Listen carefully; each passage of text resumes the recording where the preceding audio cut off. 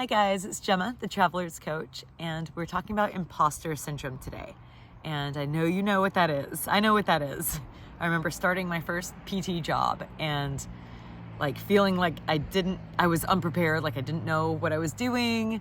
I remember someone talking to me and kind of having that posture like I knew what they were talking about, even though I really didn't. I hate to admit that, but it's true. And I'm sure, especially if you've been in a position of leadership, or you started a new job, or you're interacting with others that you're trying to impress, that you've had some sort of experience of imposter syndrome, where you're acting like you know something you don't know, or you're trying to be better than you are. So I wanted to talk about what imposter syndrome is defined as, which I thought was really interesting. The word imposter means a person who pretends to be someone else in order to deceive others, especially for fraudulent gain.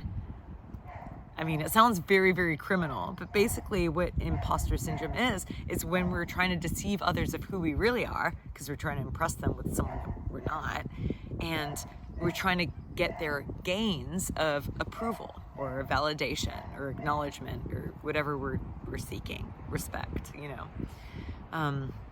So how do you overcome imposter syndrome? And how you overcome it is by being yourself, by not being an imposter, but by being yourself, which is a lot easier said than done, especially if you're in one of those situations where there's that pressure. And so I wanted to ask you some questions to see if there's a way where in these situations where you feel like you have to be an imposter, if there's a way to own your authenticity while you're in those situations. So there's some questions that can kind of get your brain stirring on this subject. So 1, what are the traits about yourself that you enjoy when you're with your friends or family, but you don't enjoy when you're feeling like you need to be someone else? So what do you love about yourself when you're with your best friend, but when you're at work, you don't love those same traits? So that could be being quirky, or that could be being obnoxiously loud. Yes. Yeah, that's me. Or being shy. It could be being nerdy, those kinds of things that are lovable about you, but you don't love them about yourself in that moment where you're trying to impress somebody. So what are those traits about yourself? And then what are the feelings that you have when you're with people you feel like you can be safely yourself around? So your best friend, your family.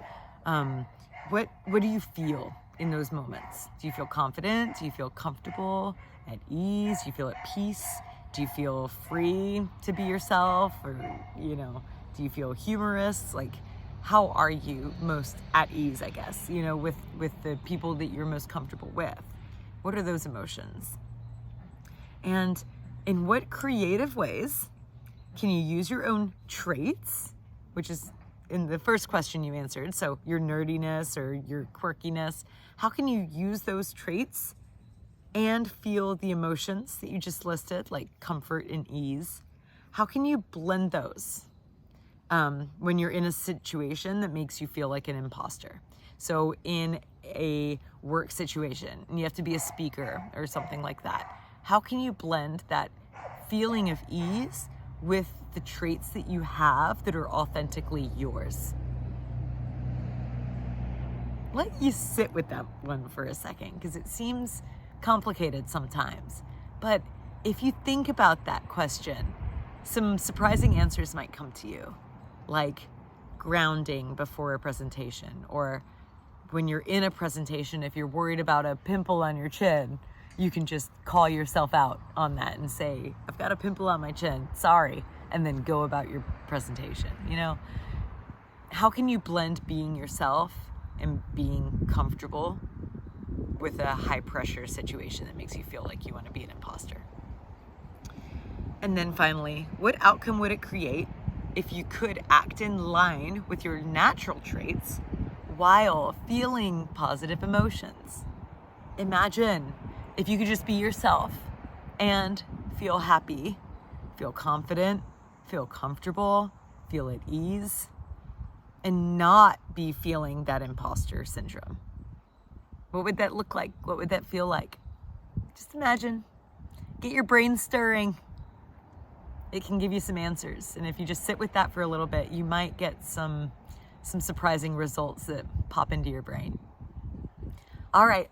Well, that's some self-coaching for you. And I will see you later. If you're having any difficulty with this subject and these questions aren't enough for you and you want to talk one-on-one, you know where to find me.